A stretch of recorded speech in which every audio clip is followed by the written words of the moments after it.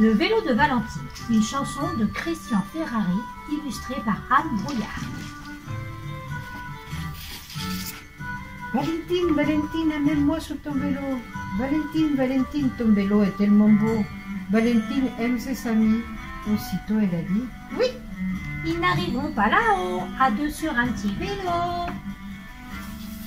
Valentine, Valentine, amène-moi sur ton vélo. Valentine, Valentine, je te ferai un cadeau.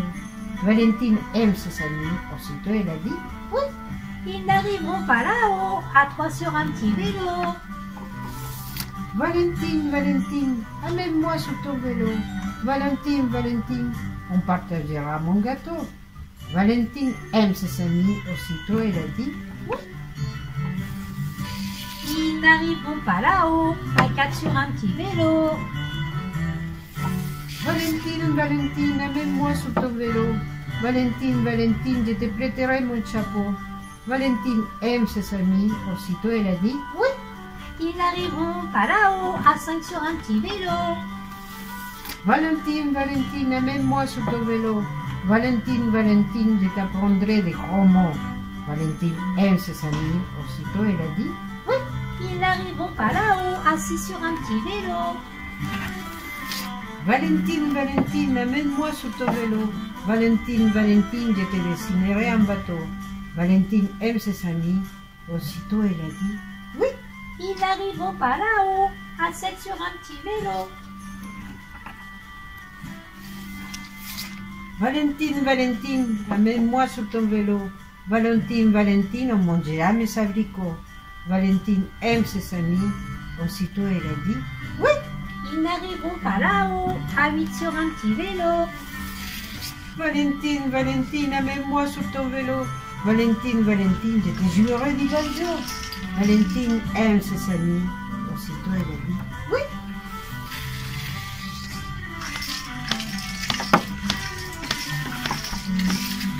Ils n'arrivèrent pas là-haut, à 9 c'était beaucoup trop. Il a cassé son vélo. Elle a acheté une auto. Valentine, Valentine, amène-moi dans ton auto.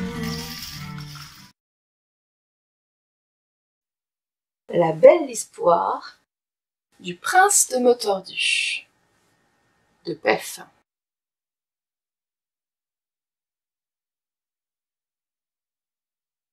La belle histoire du prince de Motordu. À n'en pas douter, le prince de Motordu menait la belle vie. Il habitait un chapeau magnifique au-dessus duquel le dimanche flottaient des crapauds bleu blanc rouge qu'on pouvait voir de loin. Le prince de Motordu ne s'ennuyait jamais. Lorsque venait l'hiver, il faisait d'extraordinaires batailles de poules de neige, et le soir il restait bien au chaud, à jouer aux tartes avec ses coussins. Dans la grande salle à danger du chapeau.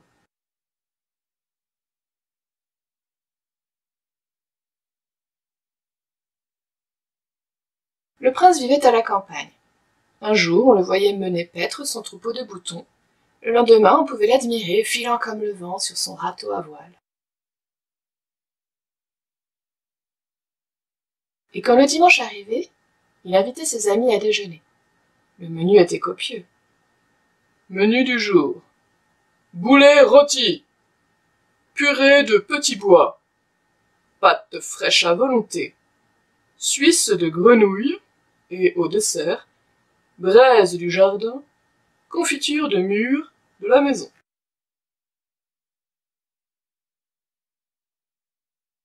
Un jour, le père du prince de Motordu, qui habitait le chapeau voisin, dit à son fils : « Mon fils, il est grand temps de te marier. »« Me marier? Pourquoi donc ?»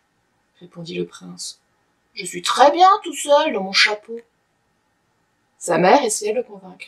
« Mais si tu venais à tomber salade, lui dit-elle, qui donc te repasserait ton singe ?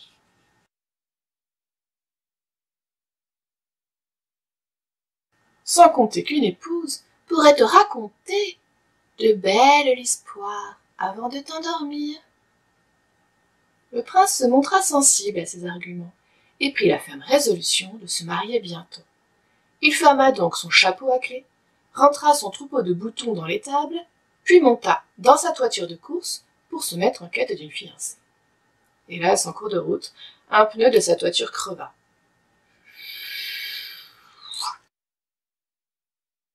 « Ah, quelle tuile !» ronchonna le prince. « Heureusement que j'ai pensé à emporter ma boue de secours. » Au même moment, il aperçut une jeune flamme qui avait l'air de cueillir des braises des bois. « Bonjour, dit le prince en s'approchant d'elle. « Je suis le prince de Motordu. »« Et moi, je suis la princesse des écoles et je suis institutrice dans une école publique gratuite et obligatoire. »« Fort bien, dit le prince. Et que diriez-vous d'une promenade dans ce petit pois qu'on voit là-bas ?»« Un petit pois ?» s'étonna la princesse. « Mais on ne se promène pas dans un petit pois. C'est un petit bois qu'on voit là-bas. »« Un petit bois? Pas du tout, répondit le prince. Les petits bois, on les mange. J'en suis d'ailleurs friand. Il m'arrive de manger tant que je tombe salade. J'attrape alors de vilains moutons qui me démangent toutes les nuits. À mon avis, vous souffrez de maux de tête, s'exclama la princesse des écoles. Et je vais vous soigner dans mon école publique, gratuite et obligatoire. Il n'y avait pas beaucoup d'élèves dans l'école de la princesse, et on n'eut aucun mal à trouver une table libre pour le prince de Motordu, le nouveau de la classe. Mais, dès qu'il commença à répondre aux questions qu'on lui posait, le prince déclencha l'hilarité parmi ses nouveaux camarades. Oh, il n'avait jamais entendu quelqu'un parler ainsi. Quant à son cahier, il était à chaque ligne plein de taches et de ratures. On eût dit un véritable torchon. Lundi, calcul. 4 et 4, huîtres. 4 et 5, bœuf. 5 et 6, bronze. 6 et 6, bouse. Mardi, que fabrique un frigo? Un frigo fabrique des petits garçons qu'on met dans l'eau pour la rafraîchir.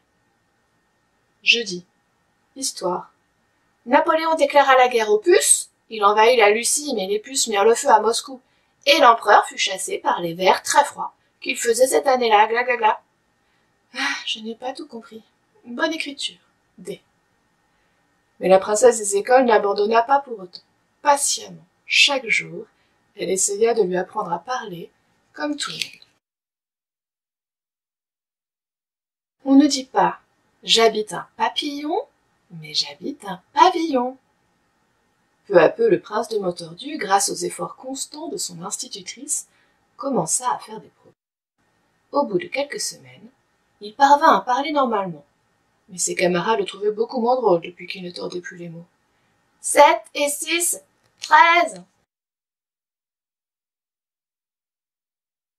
À la fin de l'année, cependant, il obtint le prix de camaraderie, car comme il était riche, il achetait chaque jour des kilos de bonbons qu'il distribuait sans compter. Lorsqu'il revint chez lui, après avoir passé une année en classe, le prince de Motordu avait complètement oublié de se marier. Mais, quelques jours plus tard, il reçut une lettre qui lui rafraîchit la mémoire. Mardi 4. Cher Motordu, à présent que vous ne souffrez plus de maux de tête, j'aimerais savoir si vous aimeriez bien vous marier avec moi, princesse des écoles. PS. Vous avez oublié de me rendre votre livre de géographie. Merci. Il s'empressa d'y répondre le jour même. Télégramme. Destinataire, princesse des écoles. J'ai fini de lire le livre. Il est très bien. Et j'accepte de me marier avec vous et avec joie. Amitié, stop, signé Motordu, prince. Et c'est ainsi que le prince de Motordu épousa la princesse des écoles.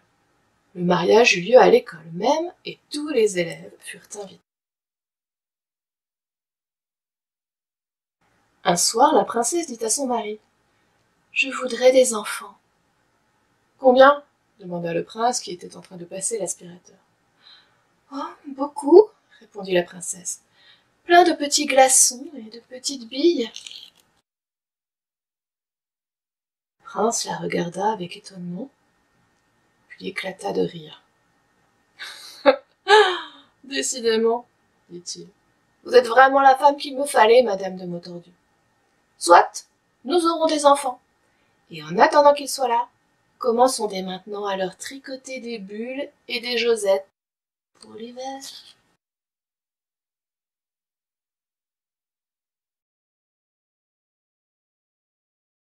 Les petits chaperons rouges et les magiciennes de Maditakas.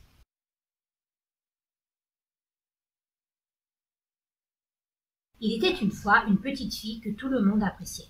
Sa grand-mère lui faisait plein de cadeaux.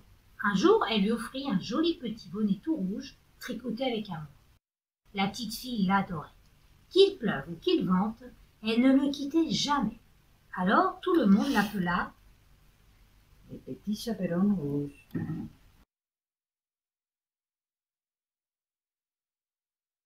Un matin, sa maman lui demande « Grand-mère est malade, elle doit garder le lit. Peux-tu lui apporter ce panier ? J'y ai mis les galettes qu'elle préfère et une bouteille de vin. » « J'y vais tout de suite, maman. »« Et surtout, petit chaperon rouge, ne t'écarte pas de la route. » »« Bien sûr. Salut, maman. » À peine la porte fermée, la fillette aperçoit, près d'un grand arbre, un lièvre au pelage tout blanc, aux yeux tout rouges, et 2 grandes dents. Il allait vers la forêt, tout excité en parlant très fort d'un grand magicien au talent extraordinaire.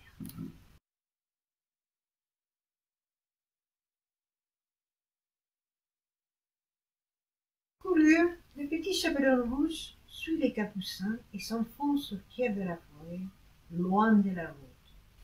Enfin, un signe clairière, il rencontre le grand magicien. De vue, son grand chapeau noir dans une main et dans l'autre, sa baguette magique. Quelques animaux font la queue devant l'enchanteur, mais notre ami resquive. « Salut, petit lièvre blanc. Aimerais-tu que je te fasse un tour de magie pour toi ? » J'aimerais me trouver dans un immense champ de carottes oranges et craquantes. Le lièvre ferme les yeux. Le grand magicien lève sa baguette, dessine 3 cercles et soudain d'une voix forte déclame « Abracadabra !»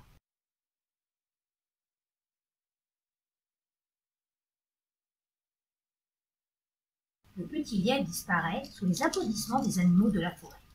Il ne reste pas le moindre poil blanc. Au suivant. Salut, petite renard orange. Quel tour de magie aimerais-tu que je te fasse pour toi ? Je voudrais me trouver au milieu d'un poulailler avec plein de poules dodues. Les renards ferment les yeux. Le grand magicien lève sa baguette, dessine 3 cercles et d'une voix forte déclame « Abracadabra !»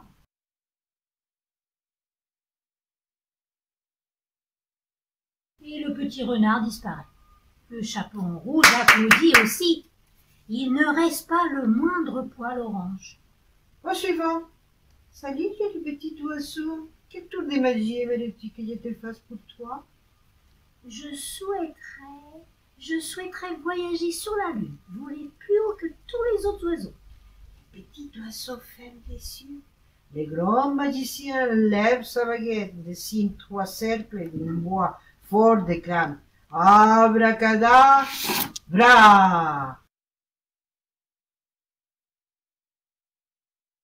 L'oiseau disparaît sous les yeux du chaperon rouge, fasciné. Il ne reste pas la moindre petite plume noire. La petite fille intriguée regarde le grand magicien tout poilu. Elle ne l'avait jamais rencontré et il lui semblait normal, gentil. Elle le salue avec chaleur. Le grand débraillé à la queue touffue, au sourire roublard, lui demande « Salut, petite fille tout rouge. Tu souhaites que je te fasse un tour de magie ? Rien que pour toi ? » « S'il vous plaît, monsieur le magicien, envoyez-moi chez ma grand-mère. Elle est malade et je lui apporte ce panier avec les galettes qu'elle préfère et une bouteille de vin. » « Oh, que c'est mignon tout plein. Alors vite, je vais t'exaucer ton vœu. Tu es prête ? » Le petit chaperon rouge ferme les yeux, la baguette magique se lève s'agite et avec une voix caverneuse éructe « Abracadabra !»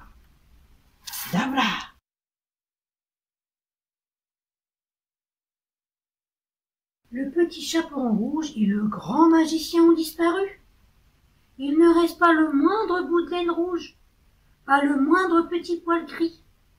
Le petit chaperon rouge n'est pas arrivé chez sa grand-mère. Il est là, au milieu d'un grand champ de fleurs. Mais où est le grand magicien?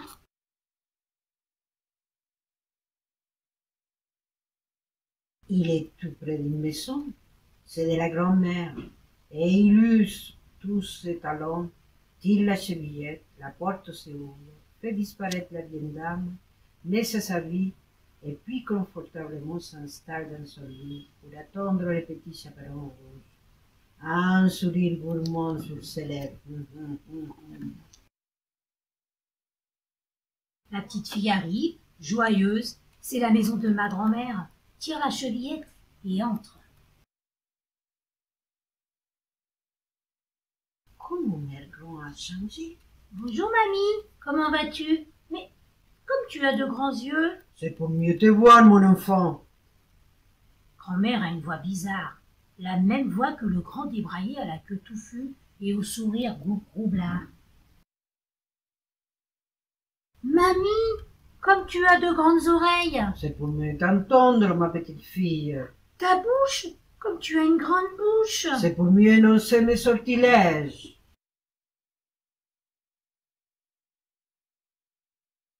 La voix est tonitruante. La petite fille est terrorisée. Par magie, elle disparaît instantanément. La voix est si forte qu'un chasseur qui passait par là s'interroge. Bizarre, je ne savais pas que la vieille s'était mise à la magie. Il s'approche de la maison, toque une fois, deux fois la porte. Vite, fais tomber la chevillette, entre, et tout de suite comprend la situation. Discrètement, il prend la baguette magique et, tel un magicien expérimenté, la lève, fait les 3 cercles et crie « Abracadabra !»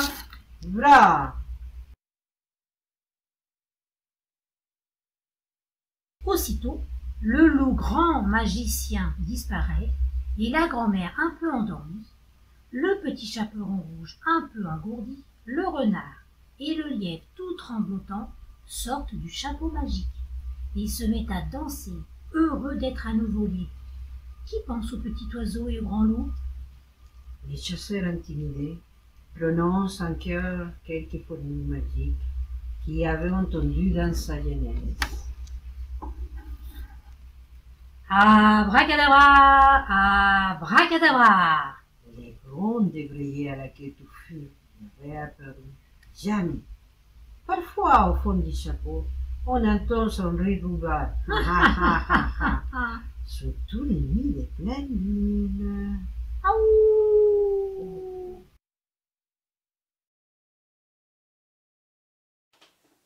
Les rides par J.R.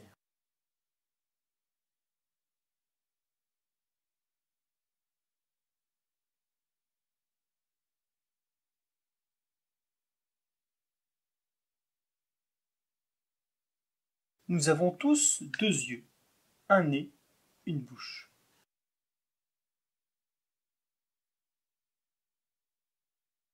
Et certains d'entre nous ont des rides.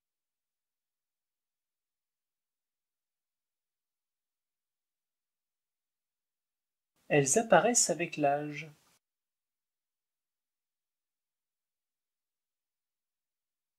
Comme des rayures qui se gravent tout doucement sur la peau.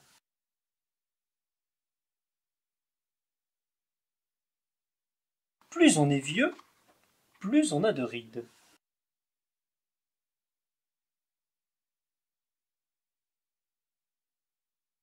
Les rides racontent les histoires de toute une vie.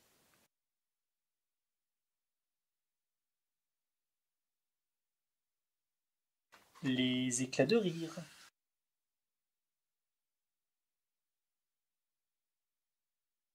Et les moments à deux.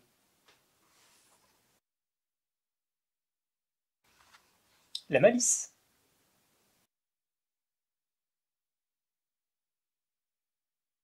Et la sérénité.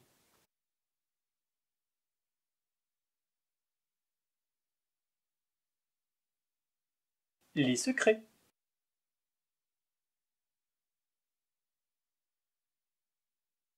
Et la sagesse.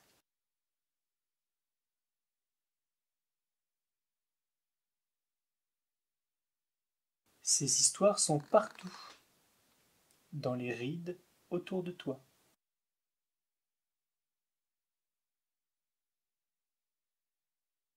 À qui sont ces rides? Que te racontent-elles?